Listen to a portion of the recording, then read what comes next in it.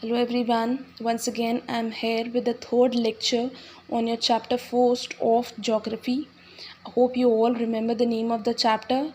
What is the name of the chapter? India, its size and location. In our previous video we have discussed about India's position on the globe, India's status in the world, and how it has been successful in maintaining its relationship with the other countries. We have also talked about the standard meridian of India. Then we have talked about the land route and the water route of India. Then we have also talked about that how routes have played an important role in not only India but in other countries too for maintaining their relationship with each other. Now in today's video we are going to talk about India and its neighboring country. Before starting with the neighboring countries, we'll be talking about India. India में presently कितनी states हैं? 28 states हैं. पहले कितने थे? 29. पर क्योंकि जम्मू कश्मीर जो है उसको स्टेट से हटाकर क्या बना दिया गया है? यूनियन टेरिटरी बना दिया गया है. इसीलिए 29 से हटकर ये क्या हो गए हैं? प्रेजेंटली 28 स्टेट्स हो गए हैं. पहले हमारी जो यूनियन टेरिटरीज थी वो कितनी थी? 7 यूनियन टेरिटरीज थी. कौन कौन सी थी? सबसे पहले ऊपर से स्टार्ट करें तो दिल्ली, चंडीगढ़, दमन दीव, दादर नागर, पौंडीचेरी, लक्षद्वीप, अंडमान एंड निकोबार. ये हमारी 7 निकोबार आइलैंड, ये हमारी क्या थी? 7 यूनियन टेरिटरीज थी. क्योंकि मैंने बोला जम्मू कश्मीर को स्टेट से हटाकर क्या बना दिया गया? यूनियन टेरिटरी बना दिया. तो हमारी जो 8 यूनियन टेरिटरी थी वो कौन सी है? जम्मू एंड कश्मीर. इसके अलावा एक और यूनियन टेरिटरी बनी तभी की तभी, उसका नाम क्या पड़ा? लद्दाख. तो यहाँ पर क्या है? लद्दाख है. तो यहाँ पर हमारे पास प्रेजेंटली कितनी यूनियन टेरिटरीज हो गई? 9. और स्टेट्स कितने हो गए? 28. Now we'll be talking about the relations of India with the neighboring countries. सबसे पहले इंडिया की जो नेबरिंग कंट्रीज़ हैं उनके नाम क्या क्या हैं? नॉर्थ वेस्ट जब हम बात करते हैं, ये है नॉर्थ वेस्ट, ये है आपका नॉर्थ, ये है आपका ईस्ट इंडिया का, और ये है आपका साउथ. जब हम नॉर्थ वेस्ट की बात करते हैं तो यहाँ पर पाकिस्तान और क्या आता है? अफ़गानिस्तान. जब नॉर्थ की बात करते हैं तो यहाँ पर कौन कौन आता है? चाइना, नेपाल और भूटान. कौन कौन आता है? नेपाल, चाइना, भूटान, या चाइना, नेपाल, भूटान. इसके बाद में अगर हम ईस्ट की बात करें तो ईस्ट में कौन कौन आता है? Bangladesh and Myanmar. Bangladesh and Myanmar.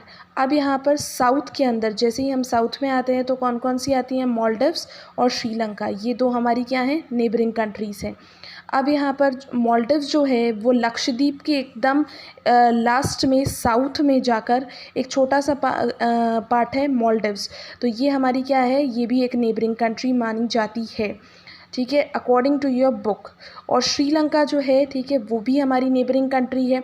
ठीक है. अब यहाँ पर क्या है? इंडिया और श्रीलंका को जो सेपरेट करने वाली जो जगह, आज इंडिया और श्रीलंका एक ही होते हैं, पर इनको सेपरेट करने वाली जो एक छोटी सी वाटर बॉडी है उसका नाम है गल्फ ऑफ मन्नार या फिर पाक स्ट्रेट.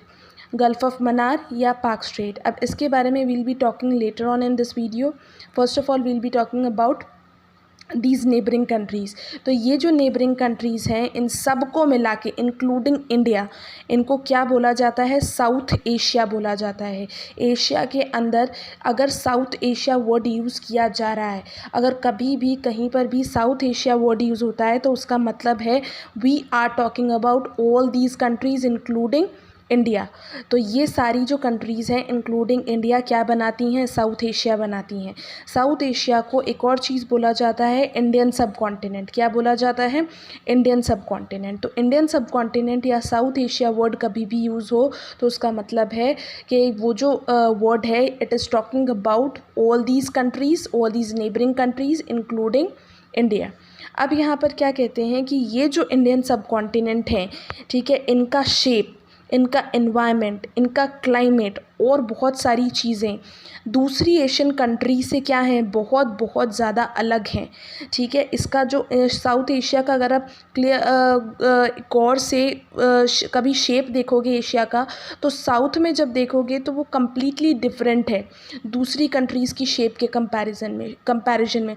सिर्फ शेप ही नहीं, जो इन्वायरमेंट और क्लाइमेट है इन कंट्रीज़ का, इन साउथ एशियन कंट्रीज़ का, वो भी इन सब एशियन कंट्रीज़ से क्या है? डिफरेंट है. Now we'll be talking about Palk Strait. Palk Strait को गल्फ ऑफ मन्नार भी बोला जाता है, ठीक है। अब सबसे पहले बात, पाक स्ट्रेट पढ़ने से पहले we'll be talking about the strait, the term strait. इसका मतलब क्या है? स्ट्रेट एक्चुअल में होता क्या है? एक पतली सी वाटर बॉडी होती है, एक पतली सी पानी की कह लो, नाली कह लो, या पानी की एक वाटर बॉडी होती है जो कि क्या करती है, दो बड़ी बड़ी वाटर बॉडीज़ को कनेक्ट करती है। एक पतली सी, ठीक है, वाटर बॉडी, ठीक है, क्या कर रही है? वो भी ऐसी वाटर बॉडी जो कि नेचुरली बनी है, इंसान की वजह से या इंसान की किसी एक्टिविटी की वजह से नहीं बनी है, नेचुरली बनी है। अर्थ में कहीं क्रैक आने की वजह से जब नेचुरली कोई वाटर बॉडी बनती है, एक पतली सी नैरो वाटर बॉडी बनती है, और वो क्या करती है, दो बड़ी बड़ी वाटर बॉडीज़ को आपस में कनेक्ट कर देती है, तो उसे हम क्या बोलते हैं? स्ट्रेट। क्या बोलते हैं? स्ट्रेट। अगर यही स्ट्रेट क्या था, नेचुरली ना बनकर ह्यूमन एक्टिविटी की वजह से बने, तो वो क्या नाम आ जाता है उसमें? कैनाल। क्या नाम आता है? कैनाल।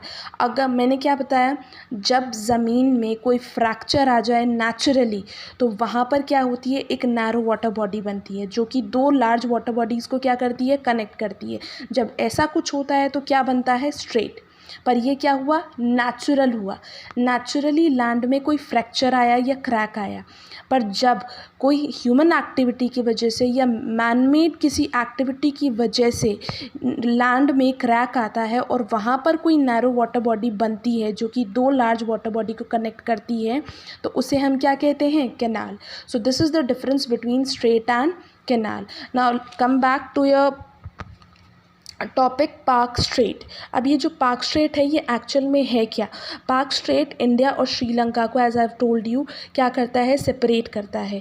ये जो पाक स्ट्रेट है, ये कहाँ से स्टार्ट होता है? तमिलनाडु से स्टार्ट होता है इंडिया में, और जो मन्नार है, ठीक है, एक डिस्ट्रिक्ट है श्रीलंका के अंदर, ठीक है, नॉर्थ श्रीलंका जो है उसके अंदर एक डिस्ट्रिक्ट है मन्नार, ठीक है। तो ये जो तमिलनाडु से स्टार्ट होता है ये स्ट्रेट, और लास्ट में साउथ ऑफ तमिलनाडु से स्टार्ट होता है, और नॉर्थ ऑफ श्रीलंका जिसमें मन्नार नाम दे रखा है, ठीक है। तो ये जो मन्नार है और तमिलनाडु है, इनके बीच में ये पाक स्ट्रेट आता है। इस पाक स्ट्रेट का नाम जो है वो एक British governor who was governing India during British colonial period under the Madras presidency, उनका नाम था रॉबर्ट पार्क। तो ये उनके नेम के आफ्टर पड़ा है पाक स्ट्रेट, ठीक है। अब ये हो गया। अब यहाँ पर ये जो पाक स्ट्रेट है, जैसा मैंने बताया, स्ट्रेट क्या होती है? एक नैरो वाटर बॉडी होती है, दो लार्ज वाटर बॉडीज़ को कनेक्ट करती है। तो यहाँ पर दो लार्ज वाटर बॉडीज़ कौन सी हैं कनेक्ट करने वाली? एक तो है आपका बे ऑफ बंगाल, नॉर्थ ईस्ट का बे ऑफ बंगाल, जो कि क्या करता है, इस पाक के थ्रू साउथ वेस्ट जो है उसके पाक बे को कनेक्ट करता है। मतलब यहाँ पर कौन सी हुई? ये ले लो आपकी पाक स्ट्रेट, ठीक है। यहाँ से ये क्या कर रही है, किसको कनेक्ट करती है? यहाँ से ये आपके नॉर्थ ईस्ट के बे ऑफ बंगाल की जो वाटर बॉडी है, लार्ज वाटर बॉडी, उसको लेकर आती है, और साथ में किसको कनेक्ट कर देती है? यहाँ पर साथ में जो साउथ वेस्ट का पाक बे है, ठीक है, उसको कनेक्ट कर देती है। और इस तरीके से ये क्या है, आपका पाक स्ट्रेट बन जाता है। एक तरीके से ये स्ट्रेट बना, और इस स्ट्रेट का नाम क्योंकि रॉबर्ट पार्क के बाद में पड़ा है, तो इसको क्या बोला जाता है? पाक स्ट्रेट। पाक स्ट्रेट के अलावा इसे और क्या बोला जाता है? Gulf of Mannar. ये क्या करता है? श्रीलंका और इंडिया को सेपरेट करता है। स्टार्ट होता है तमिलनाडु के साउथ से और एंड होता है नॉर्थ श्रीलंका से मन्नार डिस्ट्रिक्ट में। Done. Now before ending this video, I would like to tell you one of the fact that about Maldives. Maldives is presently not considered as the neighboring country of India. Actually, the Maldives do not have any neighboring country.